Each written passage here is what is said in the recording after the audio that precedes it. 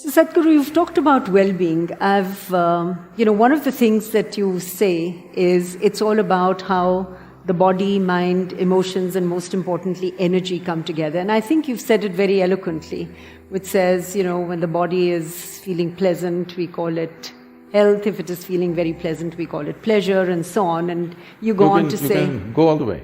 Sorry? You can go all the way. I can go all the way? So when the mind is feeling pleasant, we call it joy. When it is feeling very pleasant, we call it peace. When the emotion is feeling pleasant, we call it love. When it is feeling very pleasant, we call it compassion. When the energy is feeling pleasant, we call it bliss. And when it is very pleasant, we call it ecstasy. You're a very ecstasy. good student.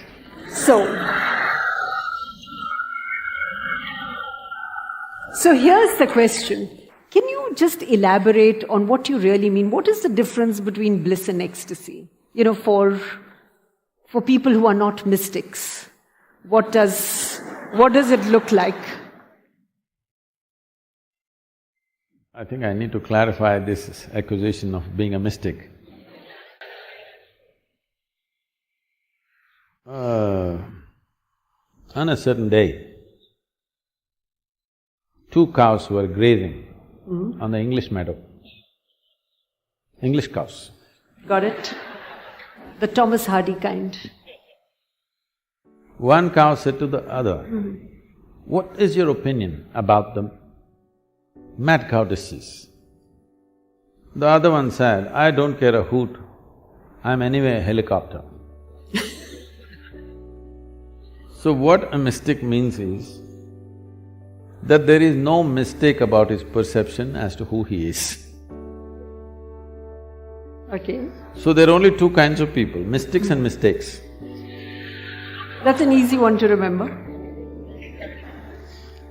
So, a mystic did not fall from somewhere else.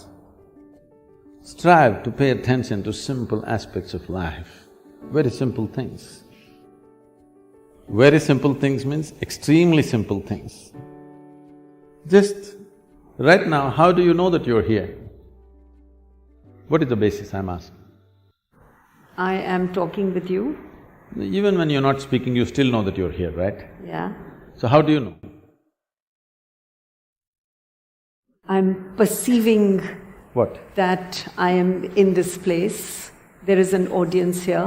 We're in No, conversation. even if you close your eyes, you're still I have here, a right? mindfulness. I'm attentive to the fact that I'm in conversation. I'm conscious. You're conscious. I'm conscious. The reason that you know that you're here is because you're conscious. How do you know that you have a body? Because I can move my hand. So many things can move. But I am causing my hand to move. Fine, even if you don't move, you know it's there, right? Yeah. How do you know? Because there is sensation in the body, right? Yeah. If no sensation in your body, you wouldn't know whether it's here or not. True. No consciousness, you wouldn't know whether you're here or not. Right. Yes? Yeah. So these are taken for granted things. If you pay little attention to these things, you will see there's a whole world out there. There's a whole existence by itself. Just your sensation. If you pay enough attention, you know the nature of your physical existence. If you pay attention to what you're calling as my consciousness, you know the nature of your basic existence. Once you know the nature of your existence, that is when you can use this gadget well. I'm calling this a gadget because human mechanism is the most sophisticated mechanism on the planet. We are on top of the evolutionary heap, not for nothing. It's taken millions of years to manufacture you. Yes? Yeah. Not a simple process. An enormous process has happened to get you to this level of neurological sensitivity, sensations, awareness, everything. So these are the keys of your existence. But everybody is reading a book or they're looking at the cosmos through their iPhone. Nobody's paying attention to this because this is the basis of your existence. Only if you know this, you can employ this to its fullest capability. Even if you take your cell phone, the more you know about it, the better you can use it, isn't it? Right. The same with this. So what this whole unnecessarily exaggeration is not the word, unnecessarily decorated thing about self-realization means is, you know more about this or you know everything that's worth knowing about this. That means you can use this whichever way you want. If you want to sit still here for the rest of your life, you can sit. If you want to jump out and be active, you can do. If you want to do this and that together, you can do. Whatever you want, you can do because you know the mechanism fully, in its entirety, not just the physicality of it, but its entirety. So if you know this, suppose your body happens as per your instruction, your mind happens as per your instruction, your life energies happen as per your instruction, how will you keep it? Pleasant or unpleasant? Pleasant. Pleasant. At least for yourself, highest level of pleasantness. What you want for your neighbor may be debatable, but what you want for yourself is clear. So when you want pleasantness, now generally, if you are very pleasant, we say you're blissful. Now, bliss can get boring sometimes, okay? Yes? Good to Pleasantness know that. gets boring, isn't it, sometimes? You want some slosh to happen, now you use ecstasy. But that slosh cannot be kept up. Bliss can be kept for your entire life. Ecstasy cannot be kept for your entire life. You go up and you come down. Or in other words, bliss is a sustainable level of pleasantness, the height of pleasantness. Ecstasy is not sustainable, but you can hit it often enough, at least a few times in a day you must hit it. Say, how to address the larger issues of my life? There are no large issues in your life.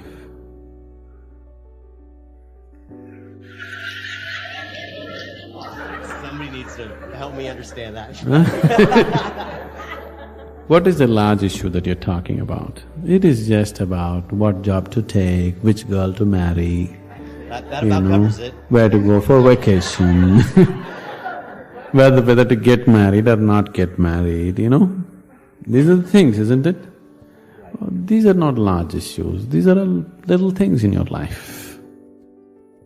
Yes, oh, is it just a small thing whom I get married to? I'm not saying it's a small thing, but as an issue, it's a small issue, little issue. As a consequence to your life, yes, it has many things. But this is something that human beings have done for millions of years. We have enough experience on these things, isn't it? We know that whatever job we take, whoever we marry, it is just the way we make out of it. Every experience of life, you can make it an enriching experience. Every experience in your life, you can make a curse out of it. See, there is nothing wrong in your job, whatever job you're doing. There's nothing wrong getting this job, there's nothing wrong in losing this job. There's nothing wrong in getting married, there's nothing wrong in getting divorced. There's nothing wrong in not getting married. There is nothing wrong in anything, there's nothing wrong in this or that. But it is just that you make misery out of it, that's wrong. If you do this, you make misery out of it. If you do that, you make misery out of it.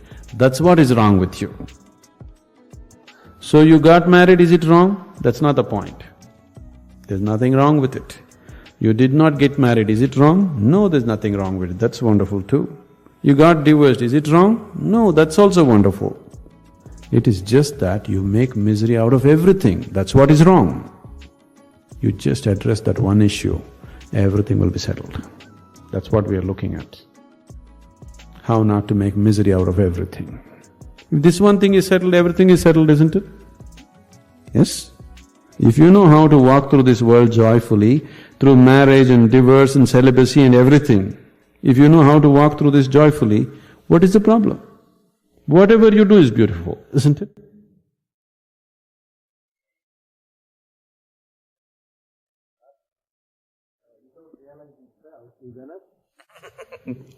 That comes next.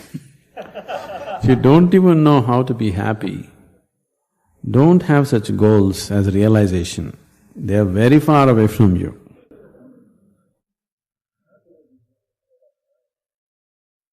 See, you are just dismissing something very fundamental to your life with a stupid definition. Happiness is not just a state of mind, it is just the basis of the quality of life that you live here, isn't it? Is it such a small thing, happiness? Oh, it's just a state of mind. Is it a small thing? It's the biggest issue, isn't it? In your book you have written, this is the minimum thing to do in life is Yes. be happy. Yes. And if I do that in the entire life, will I be fulfilling my life? No. No, I didn't say that. I said, if that is not possible, forget realization and all that nonsense. It's not even in your sphere. If you are capable of going through this world joyfully, then you could talk about going beyond. If you're not even capable of going through this joyfully, talking about beyond is no good. There is no way, I'm telling you. There is simply no way. For a person who is constantly creating inner battles all the time, how will he deal with the bondages of life and how will he transcend that? There's no question. It doesn't arise in your life.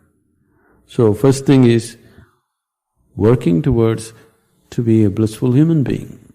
If that happens, the rest becomes very simple. Because a blissful human being, once your happiness is not at stake, anything that's needed you will do, isn't it? Right now you cannot do what's needed because always your happiness is at stake. You are thinking which is the right thing to do, which is the right thing to do. There is no right thing to do in your life. There is no wrong thing to do in your life. If you know how not to make misery out of everything that you do, whatever you're doing is the right thing. If you're making misery out of everything that you do, everything that you do is the wrong thing. So that's the only issue you have to look at. Others are all petty things. What does it matter which way you do it?